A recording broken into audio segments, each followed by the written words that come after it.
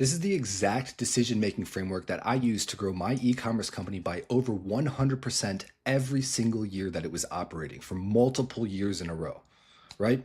So my name is Mike Reese. I've been in the heavy equipment industry for about half a decade. I've sold over $7 million worth of heavy equipment. I had an e-commerce company that grew by over 100% every single year that it was operating. And I built and now run Matchpoint Intelligence, a fully universal compatibility matching system and analytics platform for any heavy machinery vehicle and any attachment that it can utilize. So let's dig in. There are only three decisions that a company can make, and this is the framework that I use to make these decisions. Now, the first type of decision is a decision that is easier for customers and easier for the company long term. These are the best types of decisions that you can make because it makes your company faster, it increases your company's processes and throughputs, and it makes your customers' lives easier so they want to keep coming back. A good example of this is when we built Matchpoint for the e-commerce company that I was using, right? So before this, our customers, in order to figure out if compatibility for their machine and attachment was something that existed, they would have to call our company and they would have to speak to somebody. And nobody likes speaking to companies. Nobody likes calling. It just like culturally, it sucks to do these days, right? There's no way to see that on the product page. Internally, our team, when they would do that, would have to go look up some information, figure out some other information from like the attachment spec sheets and stuff like that, scramble to do a bunch of stuff. And it took a bunch of time away from what they were doing in order to figure this out to help the customer. And that still didn't do the rest of the job for the customer of answering all the other questions that they had. So we built Matchpoint, which allowed customers to instantly see if something was compatible with their vehicle right on the page. And it allowed our team to not have to do that and be able to trust that process, massively increasing the amount of capacity they had for other more critical operations of the business. That's the first thing. The second decision that you can make is a decision that's easier for customers, but worse for the company. Now, these are still really, really good decisions to make. And a great example of a decision like this is Amazon Prime, right? Jeff Bezos famously talks about how when they ran the numbers for Prime, it was horrendous. Like they would just lose a ton of money.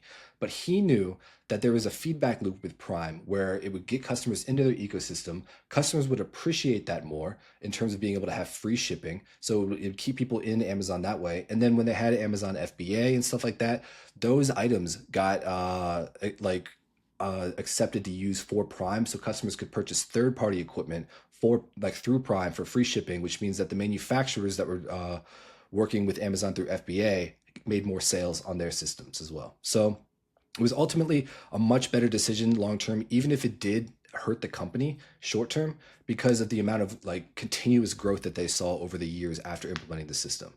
Now, the last decision you can make is anathema, in my opinion. It's the worst type of decision to make. And you see companies do it all the time. That's why I'm making this video.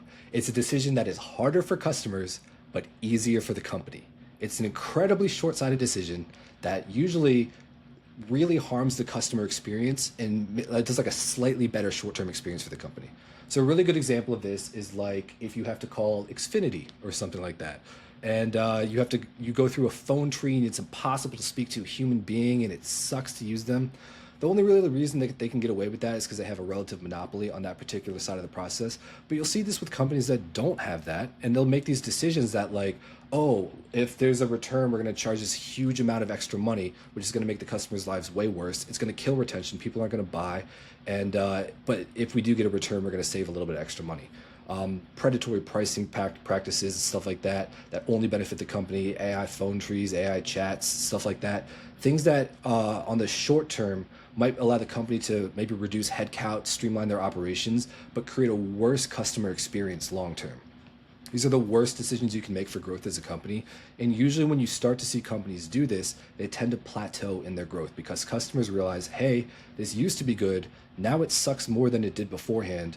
What if there are other options that get me back to that feeling of used to be good, right? If you're a company, you want to always be continually increasing the customer experience. You can either do that by improving your product or by improving the actual experience that customers have, in terms of your service components and stuff like that, if you're a service-based company. But the only way to do that is by making the first two types of decisions, things that make the customer's lives easier. So if you're making decisions for a company and you're looking at a decision purely through if it's going to increase your short-term profits or your revenue or something like that, and you're not considering the impact on the customer experience, you're going to have these second-order effects of decreased retention rate and decreased customer satisfaction and less of a network effect in growth and stuff like that you're just not considering because you've got horse blinders on looking only at a number, right? Super, super important concept. I hope this is valuable for you guys. That's what we would run every single decision we would run through. And anytime people would pitch me the decision, they'd be like, hey, I think we should do this.